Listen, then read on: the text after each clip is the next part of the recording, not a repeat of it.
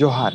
আজকে বার্তা মিডিয়া পডকাস্টের একটা নতুন পডকাস্ট। আজকের পডকাস্ট হবে এমন একটা সাইকেলিস্টের সঙ্গে যে পৃথিবীর বিভিন্ন দেশ ঘুরে আসে, এখন আমাদের ফার্মে আছে আর আসার পর দুদিন কাটাচ্ছে।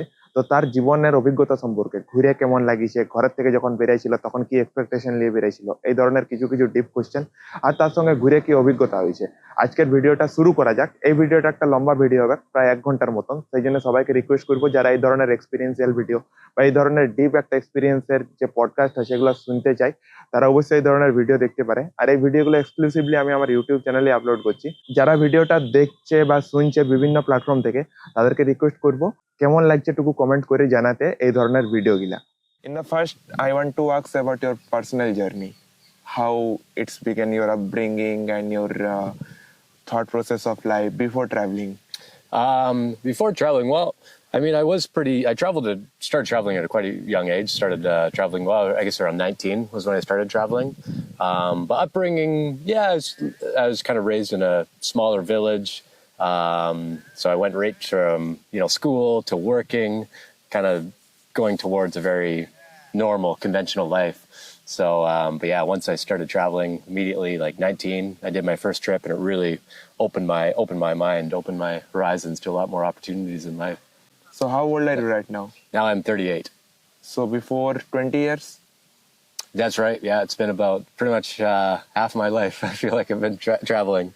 When you see the same person with your age in your country or in your surrounding, so what difference you find? The people, those who are not traveling, those who have not chosen traveling as a career or as a lifestyle, those who are into like corporates and normal city lifestyle or like normal random life. Well, it depends because honestly, it's nothing I would prescribe to everyone. It's not like, oh yeah, everyone just needs to travel because everyone has their own path of life. For me, it really worked. It really resonated.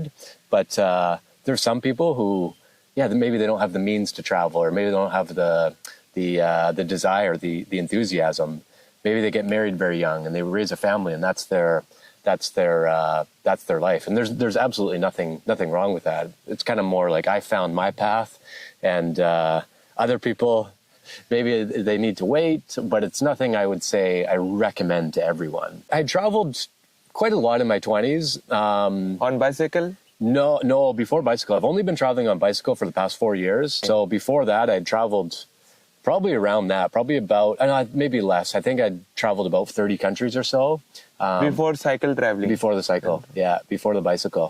I think I traveled around 30 countries because I sort of had a plan in my 20s. I was like, I want to travel 30 countries before I turn 30. So I think I had done that, but and then after that, I mean, that was more backpacking and, hitchhiking, nomad kind of. Yeah, I never did that much hitchhiking. I did a couple times, but it was more backpacking. Yeah, like buses and trains and backpacking. Most of public transport. Exactly, public transport. So what's the main difference you find using public transport and using cycles? Oh, it's a big difference. For like, there's just the places you can access on a bicycle is so much more. Okay. And just the freedom. It's obviously a lot less money, a lot less cost. Even expensive countries, it unlocks it to be a very, very cheap potential. So it almost felt like a new form of traveling for me. Kind of a new path or new direction. Exactly. Of traveling. Yeah, like it was still incorporating the freedom and the adventure of travel, but on a cycle, it was just like a whole new world, a whole new realm. So it really resonated with me. So it's really happy to kind of dive deep into the cycling. Wow. Which is the better option for traveling, cycling or doing backpacking? For me, it's cycling. But again, like I definitely don't recommend cycling to everyone. It's traveling cycling. It can come with a lot of challenges. I've met some people that don't like it. They've tried and they tried for a week and they're like, this is not for me. My legs are sore. I don't like the aspect that you're alone for a lot of the time. So It's definitely nothing I recommend to everyone. But for me, it's really everything aligned. Which connects, means your life thought process connect with the cycle. Exactly. Yeah, it was a really like I said, almost like an effortless connection. That was really, really quite. Did you had any specific moment or specific time when you find simplicity is the key of living, or the main thought process or the way of living? Simplicity is the way of living. Yeah, I don't think it was one specific moment or one specific event, but it was a more of an unfolding. Like I said before, traveling on bicycle, I'd spent dedicated a lot of portion of my life for many years to almost like a spiritual quest, like meditation, doing a lot of meditation retreats, and for me, that's when I started discovering this joy and this happiness and this peace that was within. So there's no need to try to acquire it from outside of like living this acquisition or trying to, get more and more and more, and that will bring happiness. It's more of like, yeah, this happiness is within. So with that understanding, then simplicity is a really easy way of living, because then you don't need to be, making money to buy stuff that doesn't ultimately fulfill you. So like I said, it was a combination. That's another thing that really resonated on the bike with me, because it's a very simplistic mode of life and travel. And it just allows for this happiness to really kind of Connect with the simplicity. exactly connect with the simplicity of it. Yeah, that's right. So it's like, I don't have anything, I can't buy anything, and yet I'm so happy, I'm so fulfilled. So it's another thing that really But for traveling also, you need at least some amount of money just for the food and stay and at least basic expenses. So Sure. that thing you need to manage yeah.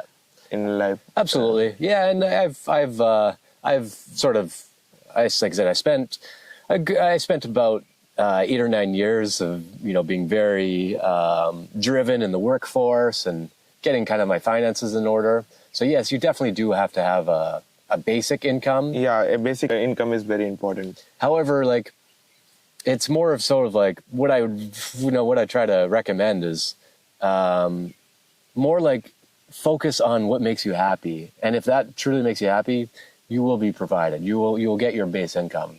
But it's more, I'd say it's a lot more important to do something you enjoy doing. In most of the people mind, they first think that they first have to earn money and then they will become happy. But you are giving the opposite thing. Absolutely. First you have to be happy,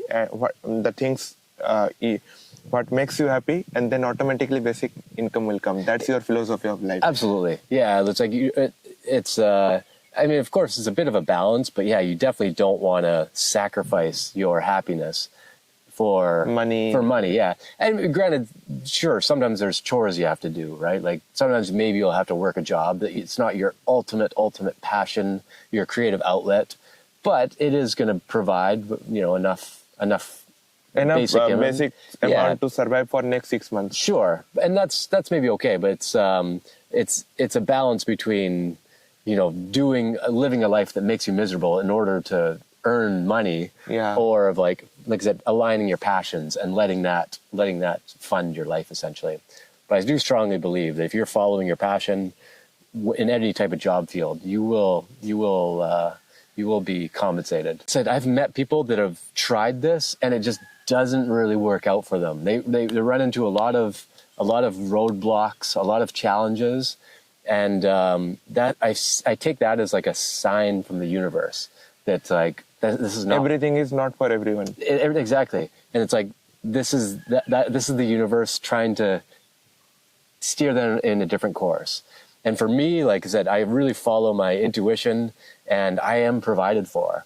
So not that like I go around expecting to receive, food and money. Just, I have this open hand of like, hey, give me this, give me this, give me this. Not at all. But I find when I'm truly living in my passion and in my, in my happiness, in my peace, the universe provides for me. So if I'm freezing cold and I kind of really need a place to stay, it's very, very rare. It's only happened in the past 4 years, maybe once or twice, where I've actually asked for help. Like, look, I'm in a situation, I really need some help right now. But usually I'm completely fine being self-sufficient. But in those moments where I could really use something, usually there's always some sort of help that'll show up.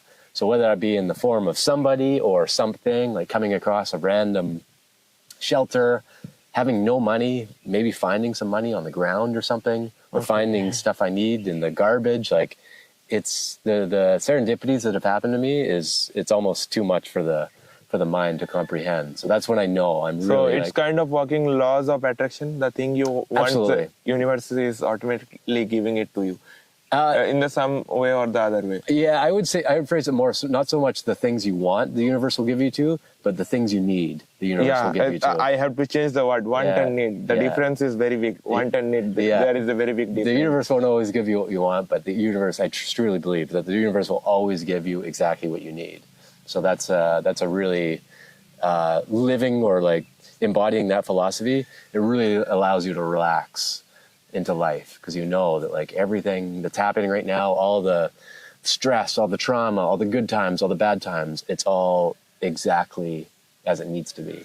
So there's no need for me to add more stress onto that or more effort to get out of this situation or towards this situation because the universe is giving me exactly what I need right now. So there is a big difference between what I want and what I need. Very much so. So everybody, you think those who are traveling or not traveling should be clear about their life that what I want or what I need.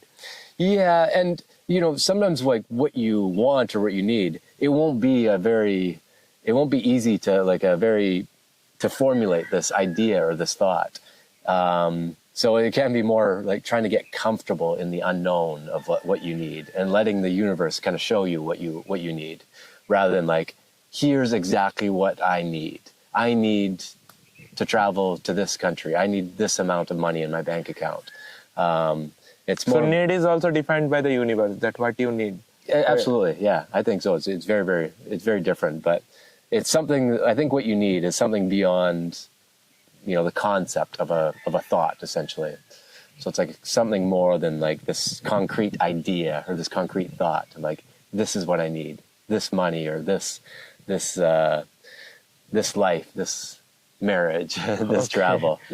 It's something. I think it's something. One thing you have to do, you have to come out from the comfort zone and give your body or your consciousness to the universe and just give a free flow, kind of going with the flow or flowing with the universe. That's exactly it. That's how I try to. That's how I've really kind of dedicated to spending my life now.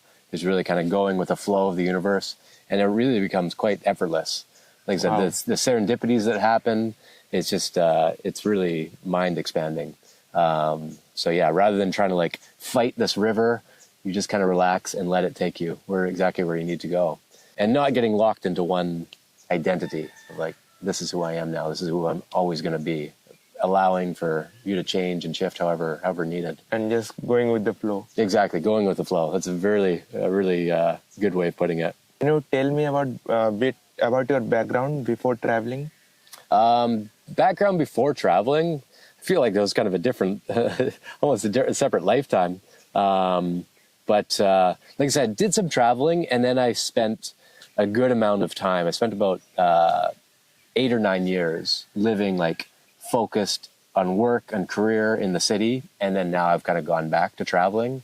So, during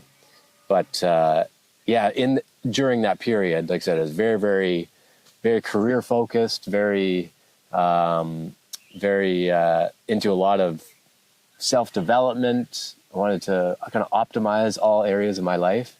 And then eventually it kind of, I realized it's not really making me fulfilled. Like it's not. Or happy, or like what you need in your life. It was not fulfilled by that life. Yeah, it's like I was reaching these goals that I had, set for myself. And then there was still this. Something is missing out. Yeah, there's still empty from inside. Yeah, there's still this desire for more of something. It wasn't ultimately fulfilling. So that's what really kind of made me rethink where my life was going, and maybe we should revisit this travel, which really resonated with me at a younger age. How did you prepare for this extensive journey? I really didn't at all. I didn't, like I said, it was never a plan to do a big extensive journey. But to start with, I kept it very, very basic. I spent very, very little money on a very, very cheap bicycle. And I went and I borrowed some camping gear, some friends. I didn't want to invest a lot of money because I didn't know if I was going to like it or not. And then I didn't have a plan.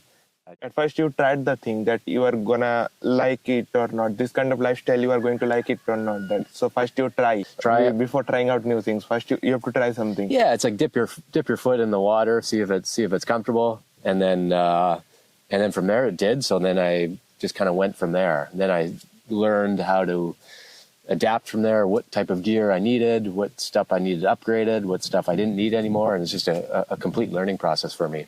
But there was very, very little preparation. Even when I travel now, I maybe do a little bit of research of where I'm going, but I like to learn everything while I'm there. Okay. So it's like a very immense experience about the culture, the history. It's like I kind of wait till I get there and then I try to live in the experience of it. So I spend very, very little effort and little time preparation. I said, get enough, I'll buy a flight and one-way ticket and then leave it at that. And then wherever... No plans, no destinations? No direction in mind, usually. Like this trip, for example, like I said, I've just bought a flight to New Delhi and that was it. I had no idea which direction I was going to go, how long I was going to be here for. Just, I'll figure it out when I get there. Because now I've done this long enough where I know that I'm not going to try to formulate a plan because the universe is probably going to give you a plan. Yeah. So I just enjoy it's almost like, the analogy would be reading a book. I enjoy reading a book. I don't want to like pick up a book, read the last chapter and be like, okay, that's how the story's going to be. Now I'll start from the beginning and know where it's going to end. I'd rather enjoy the entirety of the book for almost like not the surprise, but the unknown, what's going to happen, right? I don't want to skip ahead to know where my adventure is going to go. So what are the challenges you face while planning the trip and starting the trip? Like I said, now very, very little because I don't spend really any effort in planning or starting. So it's, I'd say now there's no challenges really in starting the trip or planning. Of course, challenges happen along the way, but again, they all contribute to kind of the whole adventure. So they all become part of it. The good days, the bad days, the challenges, the blessings you receive. But as far as planning, like I said, I spend so little energy or effort on planning. So I can't say there's really any challenges there for me. So have you ever thought like your family, your parents satisfied with this travel lifestyle? We've talked about this and they really support me because they know that I'm very, very happy with my life. I'm very, very happy in this lifestyle. So even though, of course, they would like to see me more, or they like for me to be with them more, but it's like ultimately, their child is living a very happy and fulfilled life. So it's like that's very. Have you ever missed them while traveling? Of course, sure, yeah, but it's sort of part of it. I can't say I've ever been that homesick where I really miss there because I know I'll be back there someday. And it's always such like I said, I get so immersed in the experience that that I don't want to be somewhere else. I don't want to be wishing I'm in a different place. So whether it be in a comfortable environment with my family or somewhere warmer or somewhere colder, it's like, this is exactly where I am right now. So I really try to, dive deep into the immersive experience of where I am. And everything else, like, yeah, I'll see my family again. I'll be back there at some point. Maybe it'll be next month, maybe it'll be next year, but like I'll see them again. But like for now, this is my place. So like you miss them a lot, but at certain level, not completely homesick. No, definitely not. Yeah, homesick. Like I said, I miss them. I miss some things, but never to the point where it's like, okay, I need to go back and see them. I've always really appreciated the experience I'm in enough, where I know I don't need to rush away from the experience in order to go revisit my family again. Can you share about your most memorable experience or you encounter while traveling on the road? I'm not sure because I've had so many experiences. Most memorable, like, and as I said, I've kind of been through everything. I've been through a lot of good, a lot of generosity, a lot of difficult. I've been robbed with knives. I've received gifts by the hundreds. I've ran out of water in the desert. I've been swimming in an oasis. Like I've kind of experienced everything. So it'd be very, very difficult to pinpoint like one memorable experience, or like one would be categorized as the most memorable. But again, all these experiences, they all contribute to the whole beauty, the whole grandiosity of the entire adventure. So it's really almost not fair to say that like this was the most memorable thing that happened on the trip, because maybe a very mundane thing of talking with a stranger can be equally as impactful. So how do you connect with a stranger while going to a new place? It's very easy for me because I'm traveling on a bicycle, so it's a very easy conversation starter. As long as there's not a huge language barrier, even when there is, it's really easy to connect with locals. That's why I love another reason I love travel with bicycle. It's very, very easy to connect with locals and with strangers because can be very curious. In my country, in any country, it's like you have this bicycle with some gear. It just looks like you're doing something interesting. So it's very, very easy to meet people and have connections on the road with that sense because you don't see a lot of people doing it. Some places there are, but most places in the world I've been to, it's very, very few people that are doing this. So people become very, very curious. It's easy to, like I said, to form those connections with strangers. While traveling on a bicycle, you can easily connect with the strangers and the local people. Absolutely. Because their speed is slow, you can connect with the people and say hi while going. Exactly. To Yeah, someone. you're not going to blast right. And the other thing is they really, the bicycle is something that people can really relate to. They see the bicycle and they know that it's difficult. It's not like you're coming through on this, nice much of motorcycle. struggles, Yeah, it struggles. They really efforts. they really respect it. So, like I said, it's gotten me out of a lot of trouble and help. I've been through some very dangerous areas, and people see the bicycle, and even these people that would maybe take advantage very easily of someone like me, like a traveler, a tourist. They see you on the bicycle, and they really respect you. And they're like, "Good for you. You keep going." Some good wishes every time you are going on the road. Exactly. Yeah. So it's a good, like I said, I can almost call it like the equalizer. It's a way to like almost show any place that you are not above them or not below them. Like you're traveling on a bicycle, you're taking the long road. Yeah. You're taking the risks. You're vulnerable. You're very, very vulnerable on the bicycle, but people really respect that. So while traveling 49 countries around the world, did you had any special memory which left you with some imprint in your mind that you still remember the culture of that country? Absolutely, yeah. Every country I've been to, I'd say I remember the culture. Any specific of culture? I mean, it's like I said, it's kind of as I said before, it's a combination of all these experiences, and it all kind of leads to the whole impression of a country and a culture I have. But I almost don't, like I said, I don't really take specifics in mind about like, oh, it was this one person that, gave me the greatest impression of Chile, for example. Or it was this one person I met, which, didn't leave the best impression for all of Argentina. It's really unfair to do that.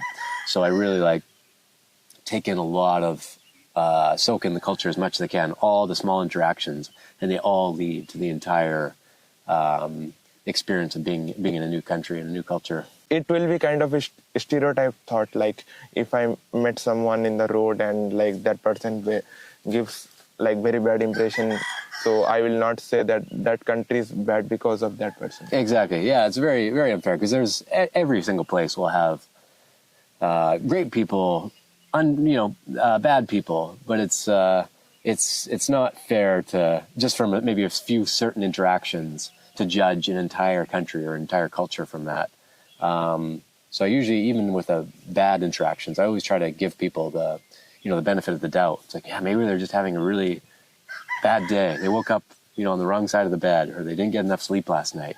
I'm not going to judge their entire country for this, this one small event. But I always try to, understand where people are at. So whether it be there might be some situation, that's why that person is like that. Exactly. Yeah. So it's like I said, it might not be part of their culture. It might be something personal. Maybe they just lost their job or whatever. Something frustrated. Yeah. So you don't need to, like I said, judge the entire country from that. But a lot of the, like I said, the goodness that really shines through in any country you are. I can't say I've ever been to a country where I've experienced no goodness or no compassion. Every country is full of it to some extent. So what are some biggest challenge in your cycling trip? What you face on the road, physically and mentally? Like I said, physically, as I said before, I've kind of done everything. Like, been through the desert with no water for many days, no food. I've been robbed at knife point a few times. Which country? Where? Robbed with the knife point? Happened in a few different countries. Colombia, South Colombia. Africa. Colombia is a good country. It's a beautiful country. It's unfortunate. I almost resist answering this question because I don't want to give the impression that Colombia is like a bad country. And after it happened there, it could have happened anywhere. It could have happened in my country. Could have happened in Switzerland. Could have happened in India. Like it could have happened anywhere. It just happened to happen in Colombia. They snatched everything from you? Not everything, but yeah, they took some of my equipment. But yeah, it's okay. But what equipment you have while traveling? Nothing, almost a sleeping bag and a tent. What they will do with that? That's exactly what they took. At this point, I was still traveling with a tent, so they took my shoes and all my camping gear. And then I just adjusted, so I no longer. That's when I stopped sleeping in a tent because I didn't have one. That's when I stopped using camping gear. So that's why I have such a very lightweight setup now. Because I've never bought new camping gear. I learned that I didn't need it. Because after losing it, I was like, okay, well now I have to find where I'm going to sleep without a tent or without any camping gear. And I adjusted to it. I really appreciated the person who took your camping gear. Now you appreciate that absolutely. person. Within about a day, I was very grateful for the experience. My shoes was a bit of a pain, but then I found different shoes and I had a lighter bike. It only took, like I said, maybe 12 hours, and I was full of gratitude for losing that gear. How to come up from this situation? Like for me, it's very difficult. Like if I lose something while traveling, or if I lose something in my life, like some of my gadgets or some of my equipments, anything.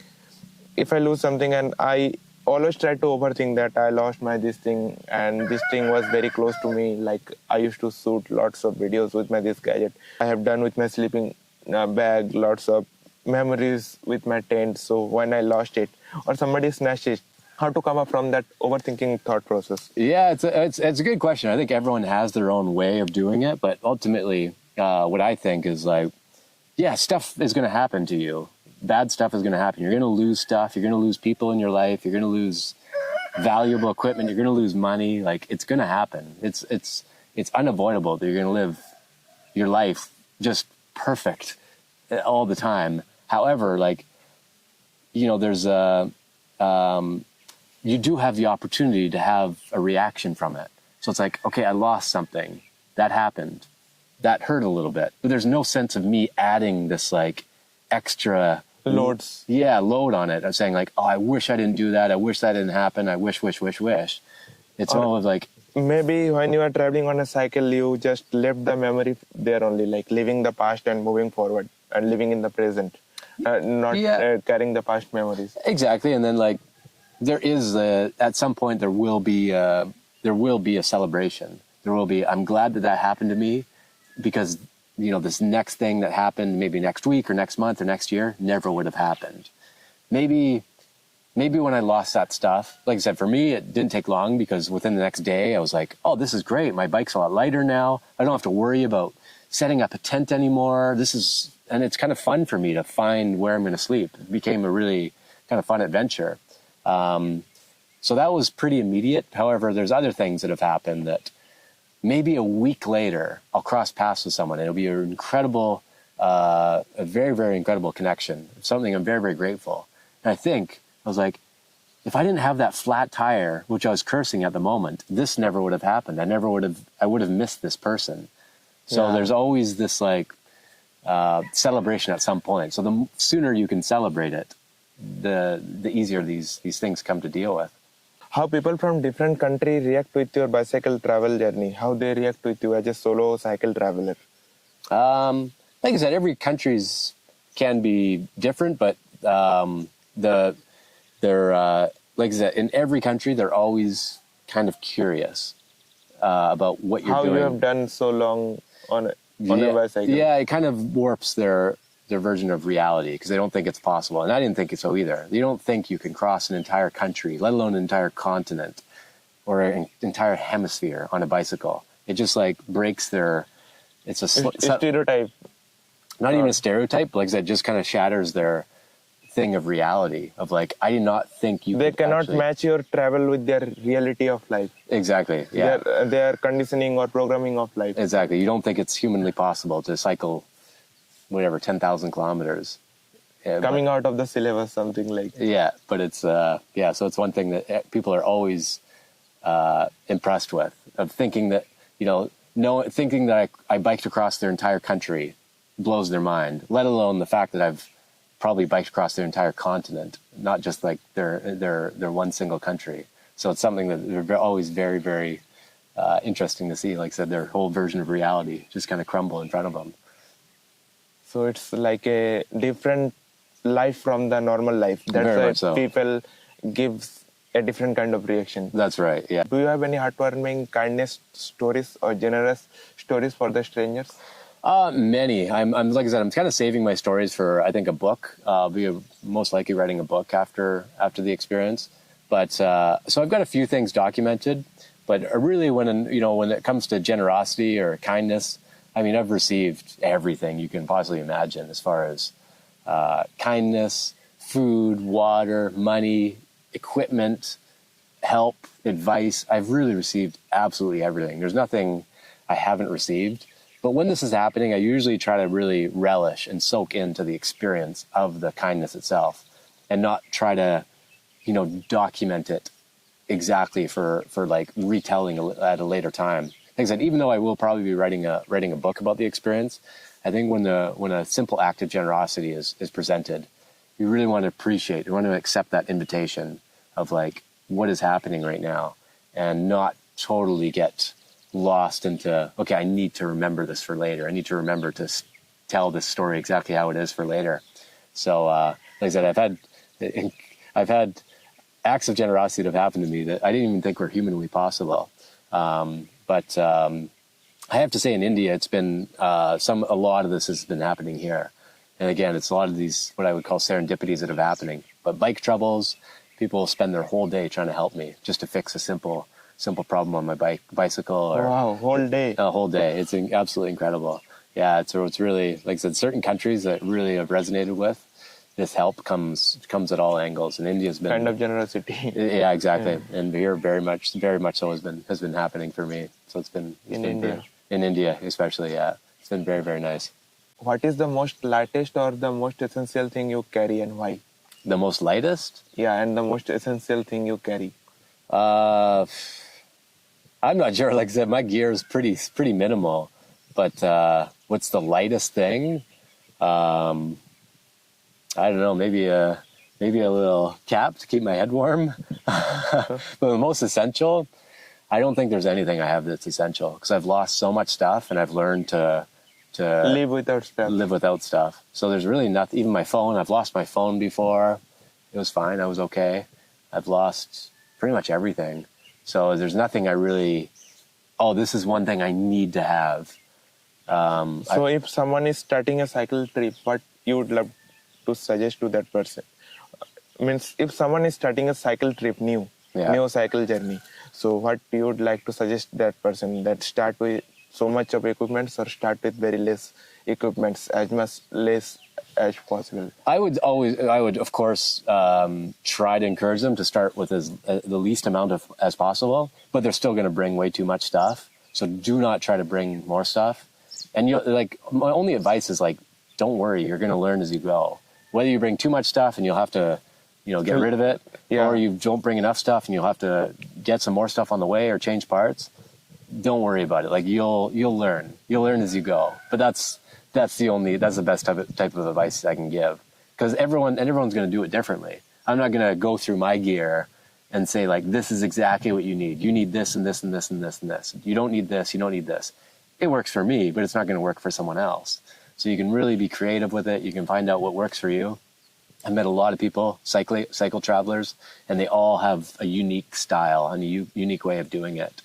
Some people like to travel with chairs. Some people like to travel with dogs or board games or cooking pots.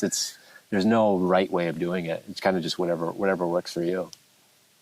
So it's very different for different people experience. Exactly. It's something you can completely tailor to your own experience, whether you want to be comfortable or you want to do it minimal.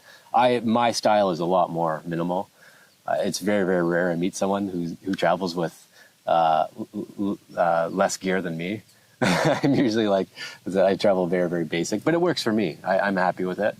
But yeah, it's nothing I recommend that like less stuff is better on a bike. It's whatever you're comfortable with. After traveling around so intense around the world, what is one thing you realized about life? How life should be, or how the life is actually? I would say life is a celebration. Life is fun.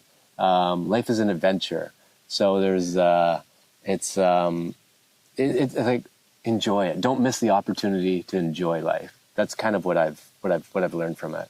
It's this beautiful adventure that you can really, anyone has the opportunity to enjoy in whatever situation you're in. So like don't miss that opportunity. It's kind of like celebration every moment of life. Absolutely. Every moment is a celebration of life, and whatever is presenting itself in that celebration, you can embrace it. You can be happy in it. So how this journey shaped your life to understand happiness? Like I said, I kind of found some happiness within, and then this is just my way of expressing it. This is my way of sharing it. So the happiness you find inside, you are just distributing the happiness while traveling with the different people, sharing the same happiness or same vibes with different people, so that... Exactly. It's not like traveling makes me happy. But I found like, I am happy, and I travel as an expression of this happiness. As long as I'm happy, that's important. And this traveling lifestyle I'm living now on the bicycle is just an expression of this happiness. And it's not that this bike travel is what's making me happy, because anything could happen. I could get hit by a car today, and I will never be able to bike travel again. But I'm not gonna allow that to be the distributor of happiness. That I am this bike traveler, and this is what's making me happy. Because like I said, anything can change. I may never be able to travel on a bicycle again, but yet I always have the opportunity to be happy, or to be an expression of happiness. After traveling around so many places, do you think it's possible to find fulfillment without traveling? Absolutely. Yeah, as I said before, it's nothing I recommend to everyone, but yeah, you can find happiness and fulfillment in any situation you are.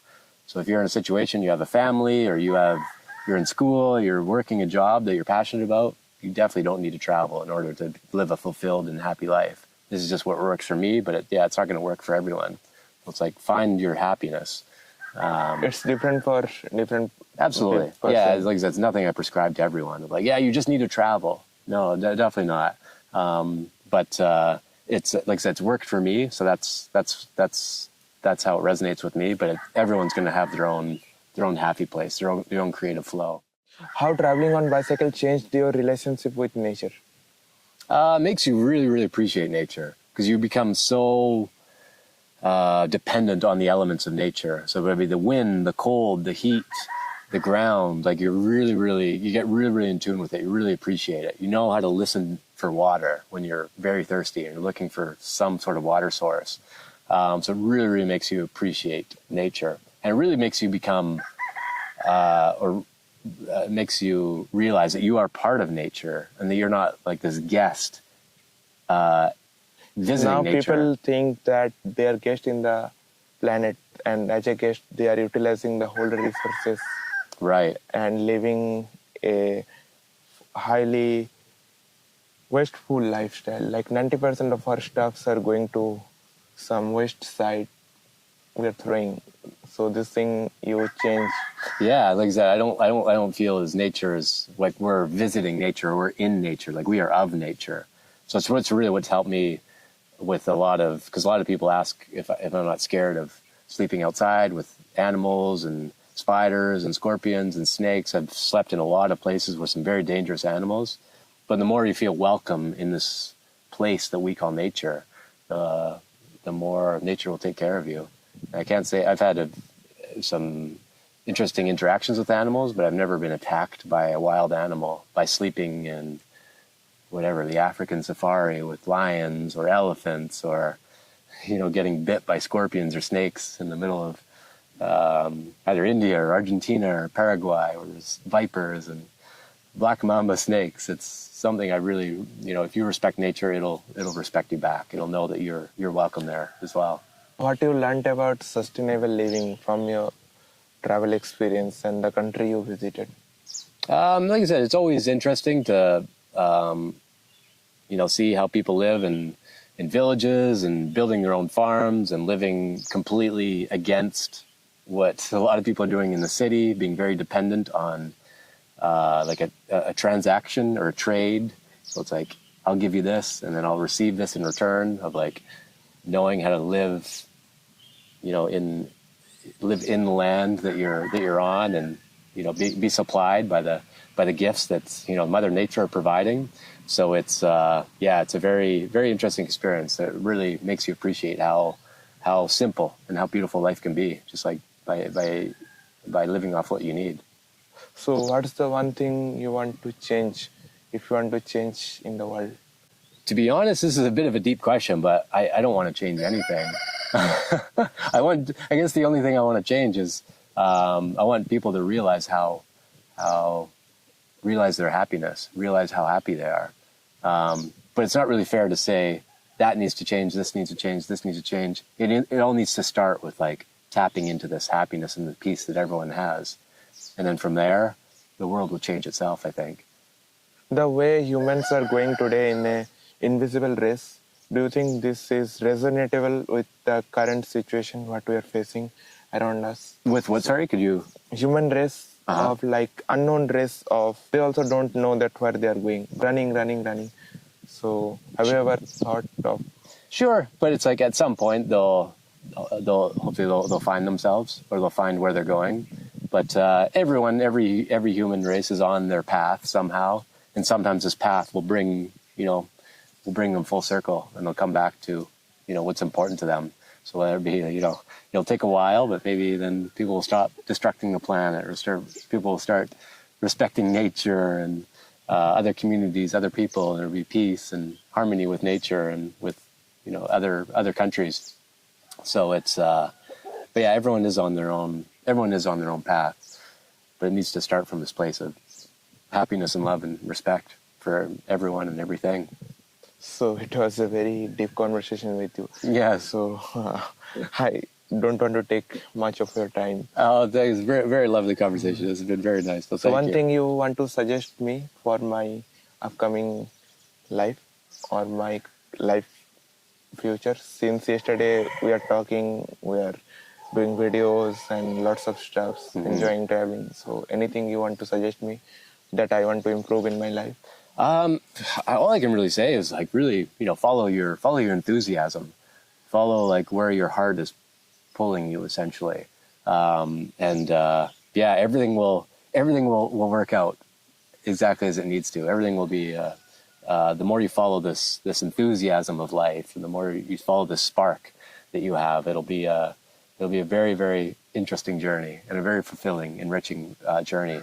It will have a huge, huge impact, not only like the people around you, but beyond what you can even possibly imagine to the scope you have. So by anyone, but you especially, like the more you can follow this enthusiasm that you have, it'll really have an incredible impact on the world. Thank you. Thank you. So it was a very slow life and good start of the morning. Yeah, a very good morning, a very good Sunday morning. Actually, right now I'm exploring a philosophy, what I say about heavy relaxed life. Not only relaxed, heavy relaxed. Yeah, of course. Mentally relaxed. That's very important. Physically relaxed and calm. Yeah, to like calm the mind. Yeah, and calm. Then, exactly. Let the clarity come from there. So yeah, that's the life going on. That's it. Yeah, that's the secret to success, essentially. Yeah. The more you become calm, the more success you will get in your life. The more clarity you'll get. Yeah, Yeah. That's what I see.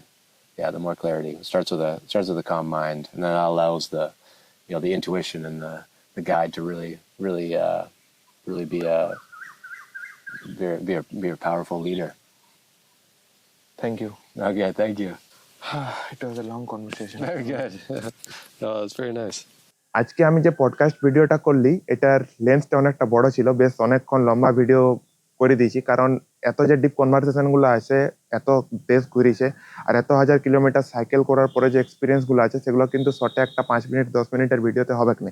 সেই জন্য আমি চেষ্টা করলি একটা free flow conversation রাখার, যা কিছু বলছে সেগুলো শুধু শুনে যাব আর তার এক্সপিরিয়েন্স থেকে নিজে কিছু শেখার চেষ্টা করব। যারা এই ভিডিওটা শেষ তক দেখিছে বা ভিডিওটা একটু হলেও দেখিছে, তাদের হয়তো একটা নতুন ধরনের পার্সপেক্টিভ হয়ে গেছে, একটা নতুন ধারণা হয়েছে জীবন সম্পর্কে। কার কি রকম লাগলো ভিডিওটা তাদেরকে সবাইকে রিকোয়েস্ট করবো কমেন্ট করে জানাতে। আর আমি এই যে লম্বা ভিডিওগুলো করছি সেগুলোর ব্যাপারেও টুকু ফিডব্যাক দিতে। যারা নতুন দেখবে তাদেরকে বলবো টুকু সাবস্ক্রাইব করতে। দেখা হবে একটা নতুন ভিডিওতে।